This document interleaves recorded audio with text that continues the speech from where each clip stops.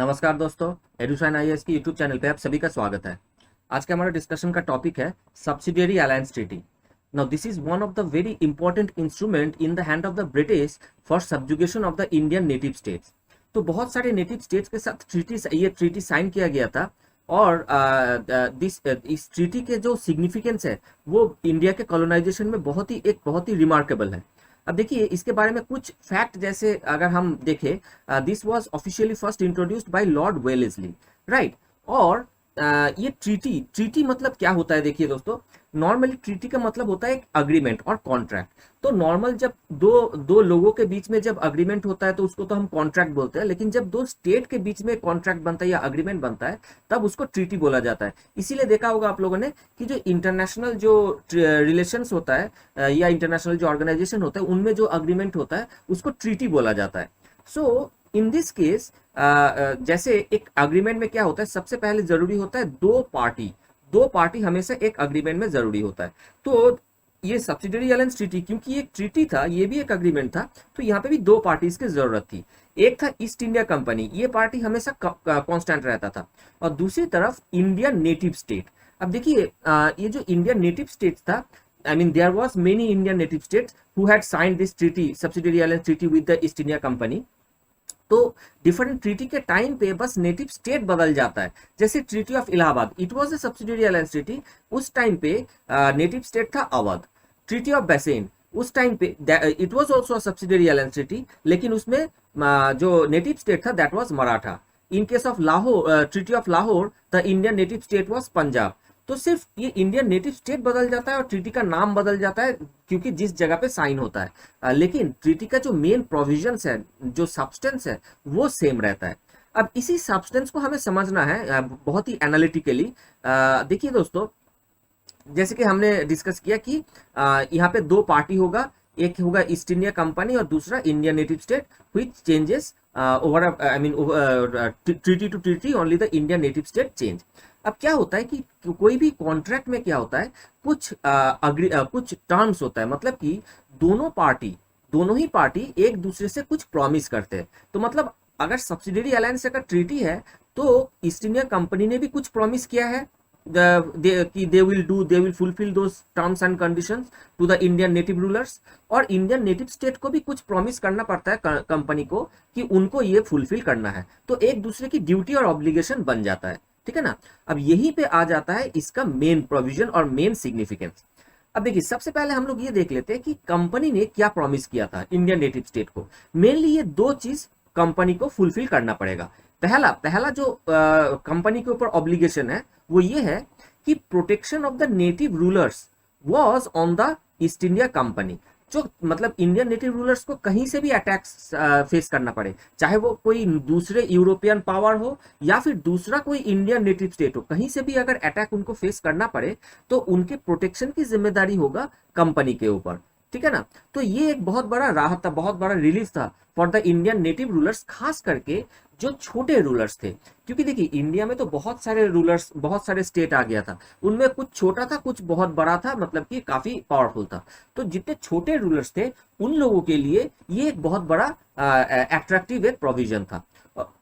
और दूसरा कंपनी ने जो प्रॉमिस किया था वो ये था कि स्टेट की जो इंटरनल अफेयर्स है इस पे कंपनी कोई भी इंटरफेयर नहीं करेगा। ये भी प्रॉमिस उन्होंने किया था, लेकिन इतिहास में हमें ये देखने को मिलता है कि this is a promise which the British very frequently violated, ठीक है ना।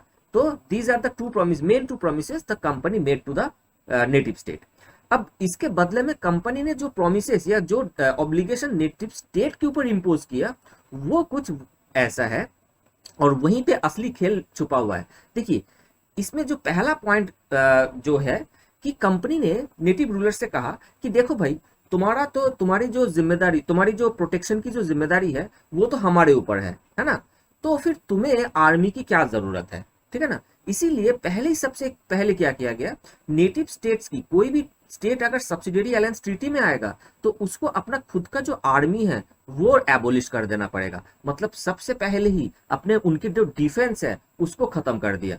तो मतलब इसका ये हो गया कि आगे चल के इन फ्यूचर नेटिव रूलर कुछ भी चाहे वो नहीं कर सकता, क्योंकि the powers are no more in their hand, the army is no more in their hand, and the company is more powerful over the native state. ठीक है, दूसरे पॉइंट जो ये कहा गया कि अगर देखो कोई भी नेटिव रूलर्स है, अगर वह उनके ऊपर अचानक से कोई अटैक हो जाता है, तो कंपनी ने कहा कि हम आपको प्रोटेक्ट करेंगे, लेकिन हमें खबर मिलेगा, खबर मिलने के बाद हम आर्मी भेजेंगे, तब जाकर के आपको प्रोटेक्शन मिलेगा। तो इसमें काफी टाइम लग सकता है और उस दौरान कुछ भी हो सकता है। तो आपके प्रोटेक्शन के लिए, नेटिव रूलर्स के प्रोटेक्शन के लिए, there would be a contingent of platoon of British army stationed in the capital. ठीक है ना, अब सोचो इसके सिग्निफिकेंस क्या है। जो भी आर्मी नेटिव स्टेट के कैपिटल में स्टेशन होगा, ठीक है ना, ये आर्मी, इसके लॉयल्टी किसके प्रति है, इंडियन नेटिव रूलर्स के प्रति या फिर कंपनी के प्रति। ऑब्वियसली इनके लॉयल्टी हमेशा कंपनी के प्रति, लेकिन मतलब कि ये this army is station in the capital for the protection of the native rulers. लेकिन अगर टाइम आया, कुछ भी कोई भी जरूरत आया, तो इसी आर्मी को किसी दूसरे काम में भी कंपनी यूज कर सकता है।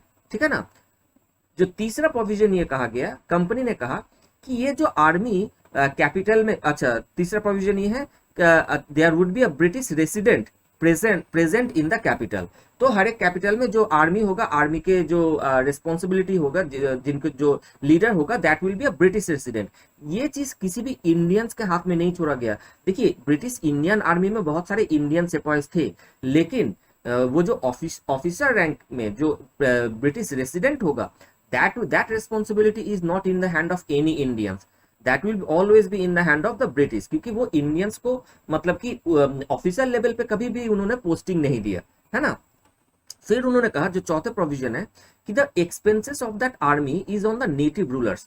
कंपनी ने कहा कि देखो जी, ये जो आर्मी स्टेशन किया गया है, इसको हमने आपके प्रोटेक्शन के लिए इसको रखा हुआ है, लेकिन इसको अगर हम चाहते तो हम दूसरे जगह पे यूज कर सकते थे, लेकिन हम यूज इसलिए नहीं कर पा रहे क्योंकि आपके प्रोटेक्शन के लिए यहाँ पे आपके कैपिटल में हमने स्टेशन करके रखा है।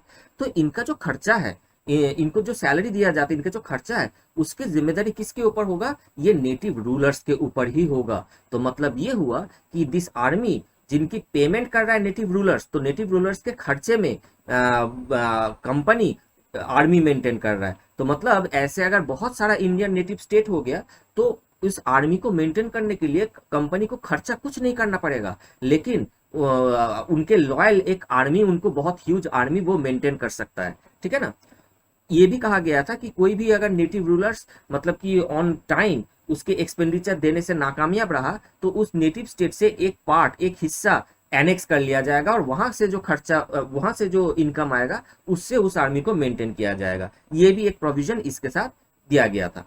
और जो लास्ट प्रोविजन दिया गया है, जो कहा गया था, वो ये है कि द नेटिव रूलर्स और the native state would not be able to maintain any foreign relation without the permission of the East India company.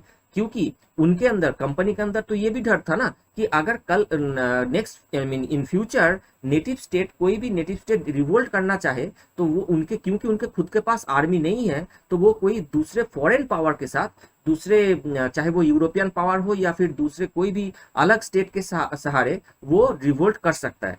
ताकि वो ना कर पाए, इसलिए ये फॉरेन रिलेशन के ऊपर भी एक रेस्ट्रिक्शन इम्पोज कर दिया गया था। ठीक है ना दोस्तों, सो these are the main provision of subsidiary alliance treaty। अब आगे चल के हम लोग एक ब्रिटिश स्टेट पॉलिसी के बारे में हम लोग डिस्कस करेंगे। There is a policy of ring fencing policy.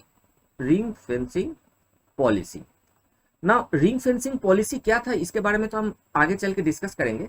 लेकिन in this policy the subsidiary alliance treaty was a very instrumental. ठीक है ना दोस्तों, so this is all about the subsidiary alliance treaty. Thank you.